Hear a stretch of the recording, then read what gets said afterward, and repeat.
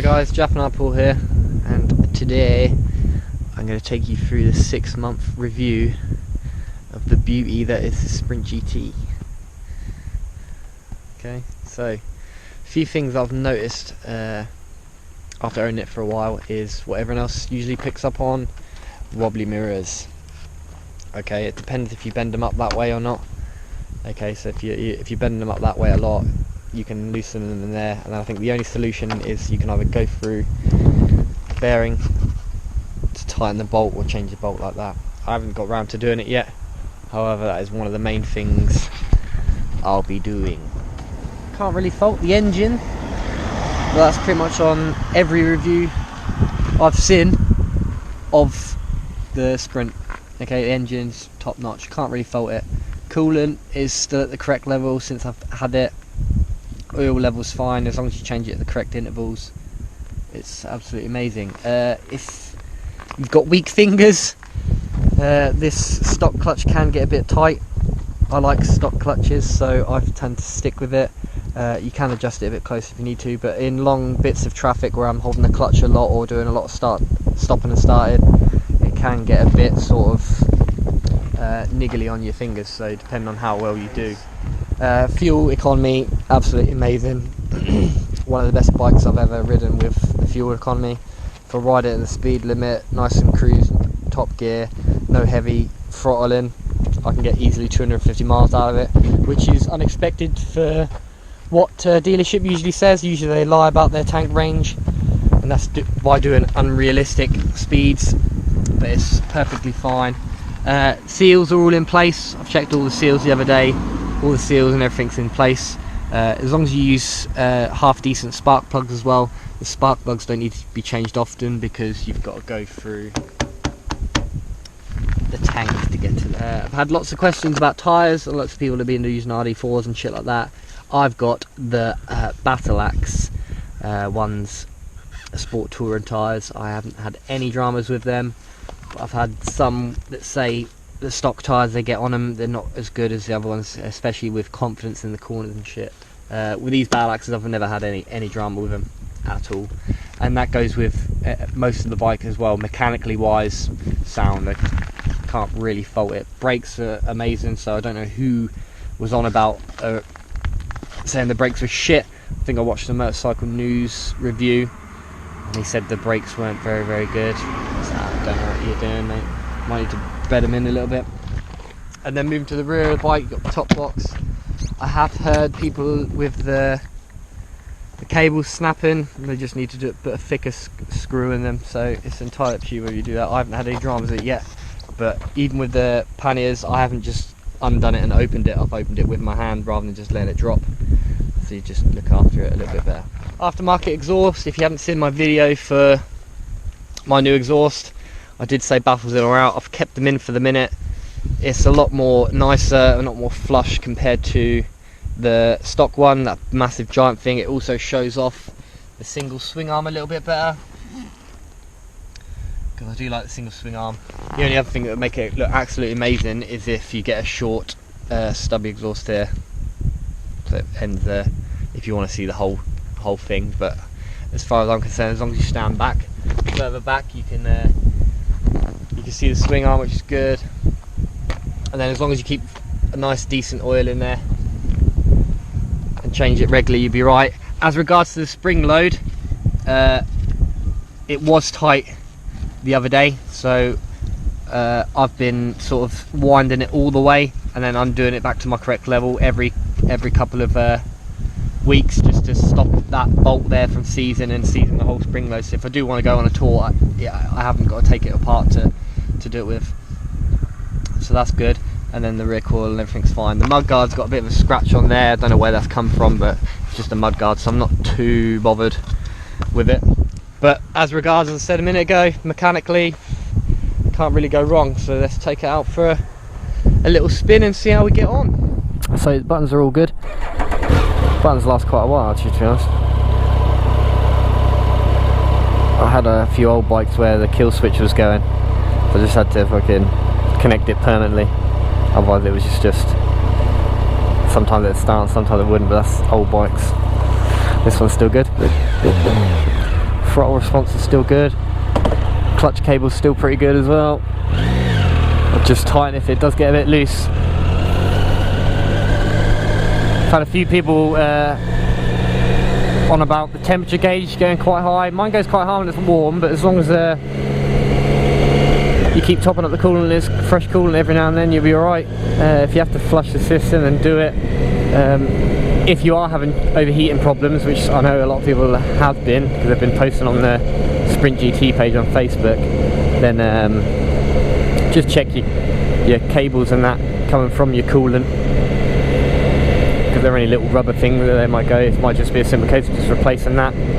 If you're unable to do your work yourself, a lot of the work on the Triumph is expensive, because obviously the stuff you got to get to, it's hard to get to. It's like the spark plugs, got to take the tank off and everything. But it's pretty much the same since I've had it.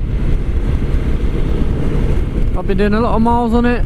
I do a lot of miles on the bike anyway. I think I've done about 6,000, something like that. I haven't done as much as I wanted to. Not as much as I did on the Bandit last year. Bandit, I think I was pushed about 14,000 in a year. But I haven't done that as much this time. However, still racking up the miles. Done 182.5 today so far. I've been out since the early hours. So we are racking up the mileage. And this bike is beautiful. Still has the same enjoyment I get from when I first bought it, and I can't really fault it. If you have any questions regarding this Sprint GT, or you think about buying one, it is a little top heavy. I think I said this in my original first ride review. It's very top heavy, so if you're not used to that kind of weight, I would have a little test ride before buying it. Don't just fucking panic buy it.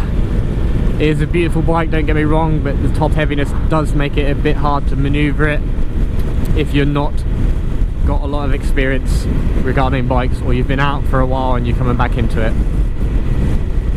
It is quite a heavy bike.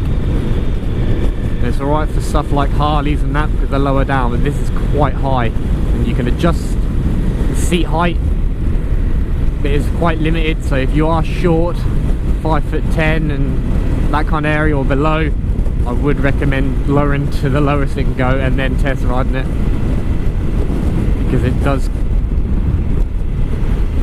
or it will be a problem for you if you're not careful. By all means, once you're out riding, you won't notice it, but slow maneuvers, maneuvering it around a car park, you know, pushing it or anything like that, it can be a drama if you're not careful. And what also makes a difference is obviously if you've got extra weight on the back, i.e. pillion or your top box like I've got now, and the panniers, you can feel it. I do know they're on there, but because the power of the bike's got and the torque, it doesn't affect the performance really, unless you're racing fucking motor cars down the motorway.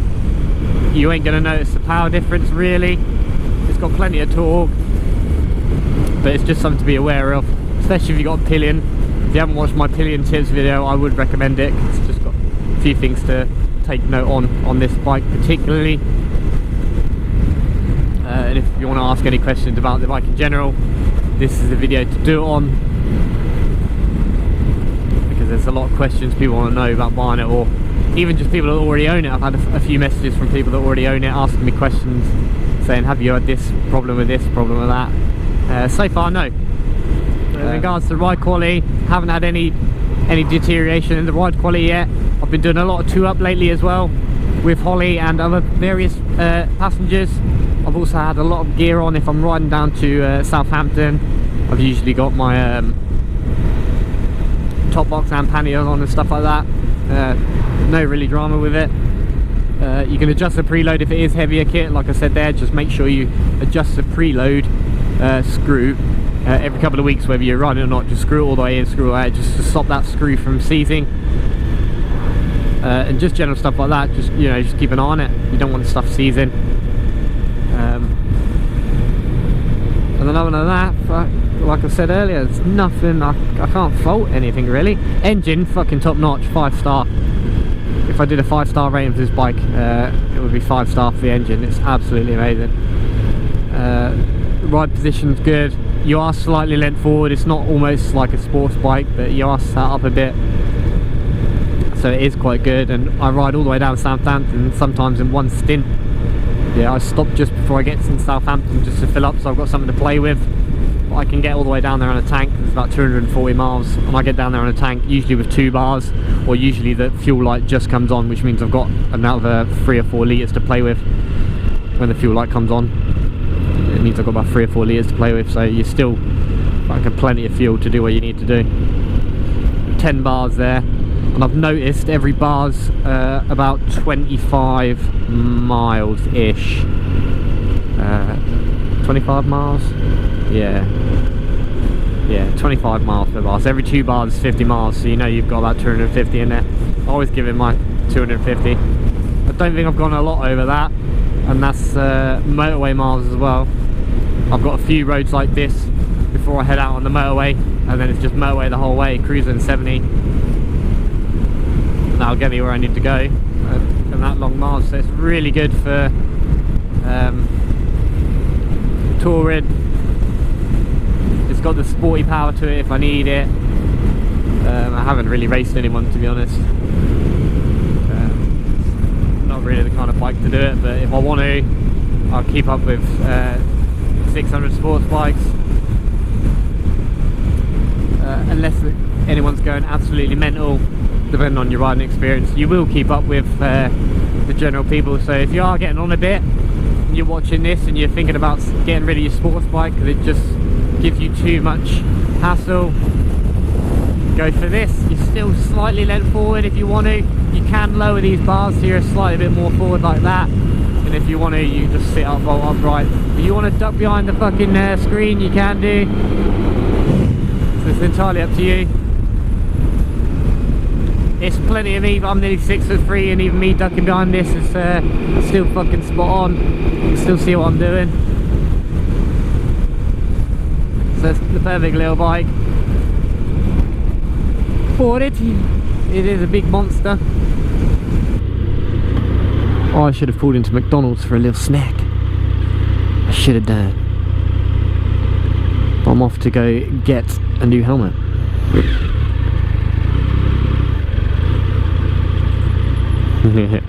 Yeah, everyone's staring at.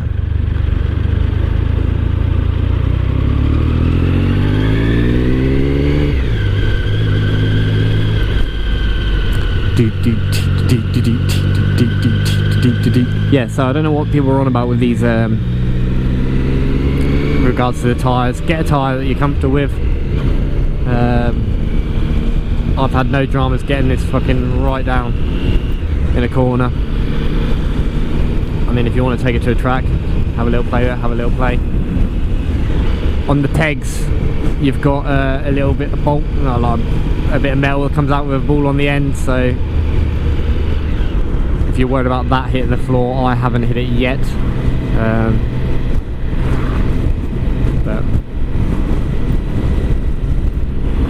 So you've got everything you need in a bike. You can tour on it, it's got the sporting capability if you need to, it's got the power, and it sounds nice with that exhaust. I would recommend getting an aftermarket exhaust. It does change the bike completely with the sound respect, and you can still hear the actual engine, 3-cylinder engine behind that exhaust powering it, so you can still hear both. If I take the baffles out, yeah, I'll hear nothing but blah, which is not what you really want. You want to be able to hear the engine as well. That's why you get a 3-cylinder. Traffic's a bit busy today, but there is 2 lorries there.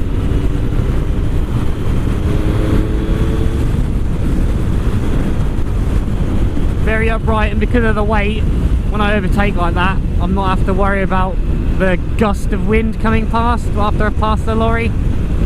The suction you get when you're on a sports bike or a lighter bike, I don't feel that really. I just feel it pass through the bike. Because the bike's so heavy and it's so stable, overtaking like that doesn't bother me. At night you get a nice little blue lights down on the dials. Very good at night actually, to be honest. I was very surprised. Headlights very, very good. Even just the normal lights when you got on dip beam are very, very good. I ride this quite a lot at night down Southampton, and it's very, very nice. Very, very nice. So even at night it's fucking good. If you don't ride at night then that's fair enough. But just a stable, capable sport touring machine. Sport touring machine. Love it. So if you have any questions about this bike in general and you're thinking about buying it, give me a message, comment on the video, I'll reply. And that is the end of this review. So thank you for watching, and I'll see you all next Wednesday.